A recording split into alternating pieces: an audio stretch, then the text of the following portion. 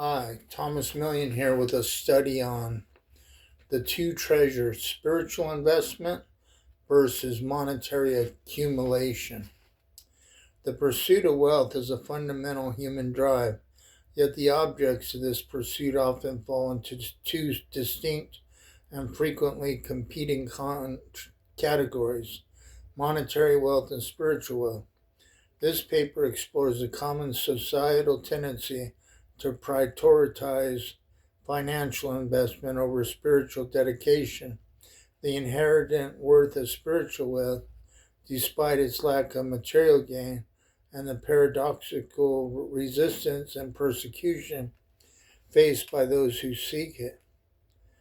The allure of the tangible, devaluing spiritual mining.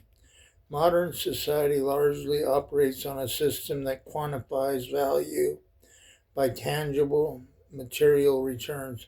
When people consider where to invest, the focus is overwhelmingly on assets that promise a clear, measurable, and marketable yield.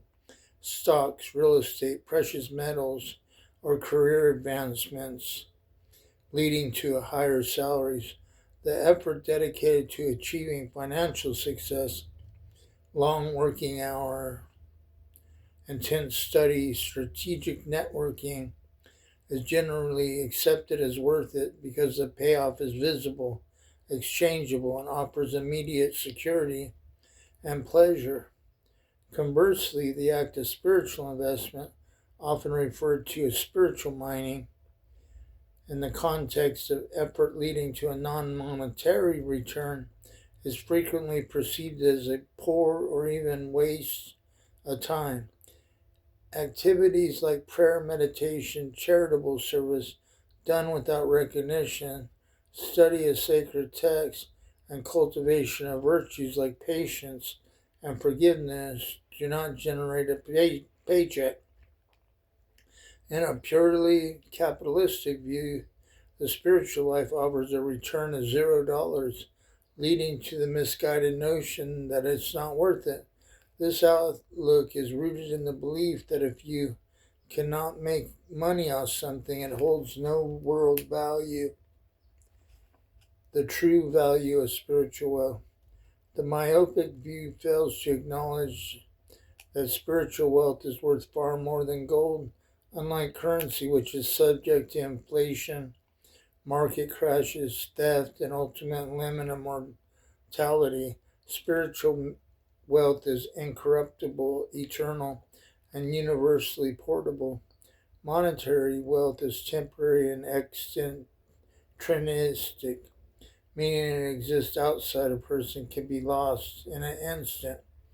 The pursuit of it often breeds stress, anxiety, and a perpetual need for more. Spiritual wealth, however, is intrinsic. It is the wealth of character, peace, wisdom, inner strength, and transcendental purpose. This inner capital provides unshakable peace, a resilience that withstands life's inevitable external storms, meaning and purpose, a framework that defies existence beyond mere consumption, eternal inheritance, a belief in a reward or state that transcends earthly life. In the sacred texts of many traditions, this contrast is starkly highlighted. The spiritual master speaks of a treasure in heaven where neither moth nor rust destroys, as opposed to a treasure on earth. This eternal perspective fundamentally reframes the cost-benefit analysis of spiritual mining, declaring its yield to be infinite. What do you guys think about that? I know it's good to have money and material things, but it usually leads to a hole. What if you did have all the money you needed and you could buy anything, but you had no soul, you had no laughter, you had no love, you had no compassion, no mercy? Would that be better? I believe in balance. I believe you should work towards monetary, materialistic things, but also I think you should work on your spiritual wealth also. I think you need both. I'll be right back with the other segment of this. God bless.